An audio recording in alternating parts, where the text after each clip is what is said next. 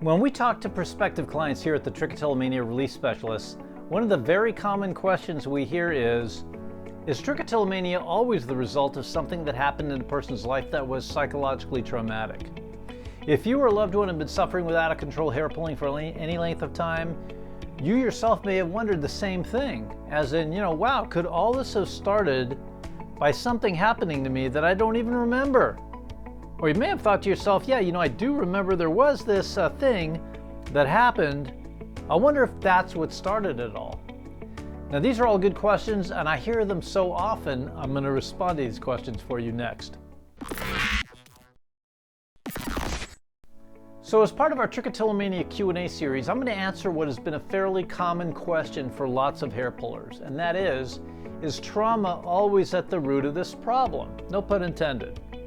Another way of asking this question is, if I'm going to beat this hair pulling thing once and for all so it really never comes back, are we going to have to go back and look for one or more earlier painful or psychologically traumatic experiences that we then suspect had something to do with this? Very briefly, the answer is no. That's as simple as I can give it to you. But I will also add that doesn't mean there definitely wasn't something that went on in your past that contributed to the hair pulling challenges you're experiencing today. So let's back up together on this so I can explain what I'm talking about. The truth is, at its core, chronic hair pulling, better known as trichotillomania, is a stress coping mechanism. Generally speaking, it's something people learn to do as a means of trying to feel better when they need a way to feel better. So we're talking about stress, pressure, overwhelm, anger, hurt, anxiety, could be boredom or monotony or tedium. It could just be that the person had a long day and now they come home and some people might go out and pour themselves a glass of wine, or some people might go outside to relax with a cigarette. Well, hair pullers, they think about hair pulling at times like that, right? Many that we've spoken with even look forward to it because it just does something for them. But what do all these things, these various different situations have in common? Well, they're all situations where people experience the need to change how they feel. That's why if there were something psychologically traumatic that happened to this person once upon a time, and let's say this person was simply in the wrong place at the wrong time, and they just happened to have their hands in their hair at that point, and let's just say they were tugging on their hair right then, and maybe just because of nervous energy, and at the unconscious level, because that's where these sorts of associations are made, at the unconscious level, the person's brain notices, wow, when I do this, I don't have to feel this, right? Again, the person doesn't consciously have any idea what's going on, but the person's subconscious, absolutely it notices what's happening when their hand is in their hair. And for this person who did experience something traumatic and who then may have continued pulling their hair, every time they feel bad or uncomfortable, this may well be how they develop this chronic condition called trichotillomania. To be clear though, this certainly isn't the only thing that can cause a person to develop trichotillomania, but it could happen that way. Now, for what it's worth, Galay and I have also talked to plenty of people who, there was nothing at all traumatic going on when this whole thing started. We've probably talked to hundreds of individuals who, like I said, just wrong place at the wrong time.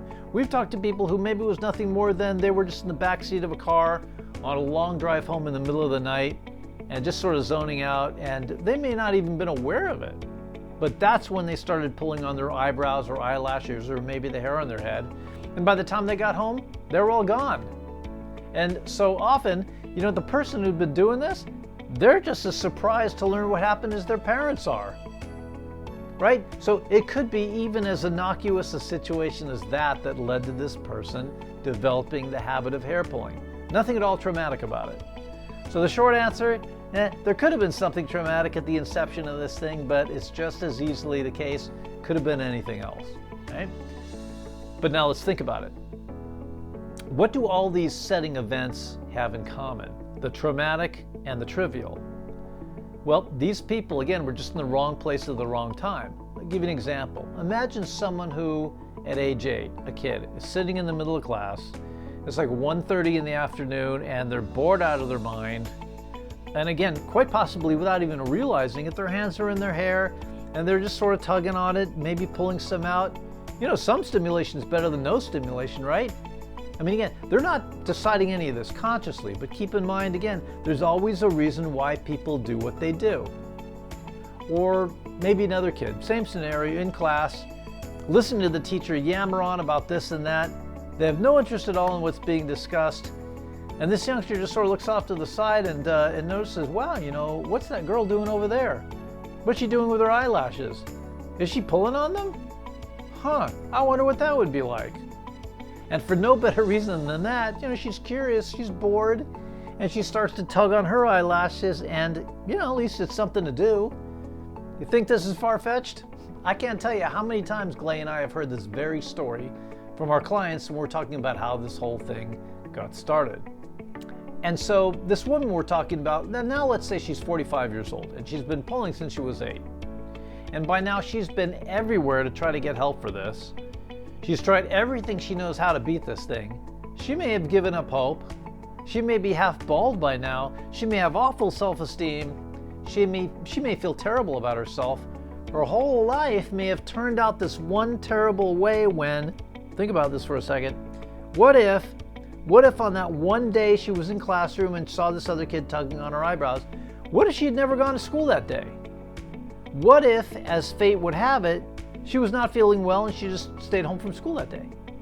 Can you see how this woman's entire future, her entire life, could have been totally different, 180 degrees apart, if she'd simply not been in the wrong place at the wrong time? So again, psychological trauma, maybe. But I can tell you, after having worked with and also just spoken with probably over 1,000 cases of trichotillomania over the years, the vast majority of these cases, it had nothing at all to do with trauma, just wrong place at the wrong time, just like the example I gave you. And you know what? The truth is, even that answer is neither here nor there. Remember the question we addressed at the beginning of this video? The question was, if we're going to help a client get better, if we're really going to beat this thing, does it really require going back and finding some deep, dark, traumatic event which must then somehow be resolved in order to cure this person's trichotillomania? No, but this person is pulling their hair these days for a reason. So in most cases, no, we don't need to go back into this client's past and try to resolve this or that traumatic event that might have started this whole thing up. But what we will do is take a look at the role hair pulling plays in their life today that propagates the behavior. And by the way, it's the very same thing that makes it so hard for them to stop. Because again, everything we do for a reason. We're trying to meet an important need. And you know what's interesting? If you can find any other way at all to meet that same need, and hopefully something that works far better than hair pulling ever could, and frankly that shouldn't be hard to do, since it turns out that hair pulling actually isn't a very effective means of helping a person feel better. If we can find any more effective way to do that than the interest, the need, the drive, the desire, some of you may know this as the urge to pull your hair, that should just go away on its own. Why? Because you've already met the need in a more resourceful way. And the brain is not going to waste energy on anything for which there's no return on investment. It's called the principle of economy of effort. It's that simple. Now, if this makes any sense to you, I'll tell you it is a core element of our powerful accelerated personal breakthrough technology that we use here at the TRS. It's one of the reasons our clients tend to get such dramatically positive results as quickly and easily as they do. I hope you found this video helpful. If you did, please go ahead and pound that like button. Please do subscribe to our channel. We'd love to be able to notify when we have new content, more helpful videos coming your way. And you know what? Go ahead and hit that reply button below and leave us a comment. Talk to us. How did this video impact you? If you're watching this video on our Facebook community page, please leave a comment there. We'd love to meet and chat with you. In fact, if you have questions about trichotillomania or hair pulling in general, and you're just not quite sure where to go for answers, please visit our website at www.trich-free.com. You'll see a Contact Us link at the upper right of all of our web pages. We do actually look through all the questions that come into us very carefully, just like we do to the comments and questions that show up here at our YouTube channel. And we do our best to answer as many of those questions in these very videos as possible. Again, please do be sure to like and subscribe. We're here to entertain, inform, and most importantly, to empower you to begin taking control of your hair pulling in ways you probably never thought possible before. If you'd like to reach out to us directly to get some information about how we can help you or a loved one, feel free to visit our website at www.trich-free.com. If you'd like, you can write to us at relief@trich-free.com. And you can also call us at any time of day or night toll free at 833-TRICH-FREE. How lucky are we? That thing rhymes so beautifully. Thanks again for watching. I'm Robert Mantell with the Trichotillomania Relief Specialists. Here's wishing you an amazing trick-free week.